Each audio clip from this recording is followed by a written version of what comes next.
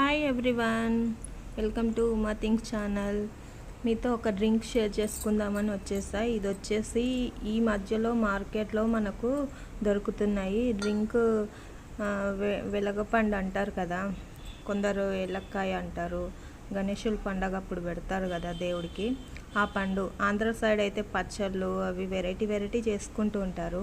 మన తెలంగాణలో చాలా తక్కువ మంది యూజ్ చేస్తారు కదా. ఇలా మనకైతే డ్రింక్ రూపంలో సేల్ చేస్తున్నారు. ఈ బాటిల్ వచ్చేసి 150.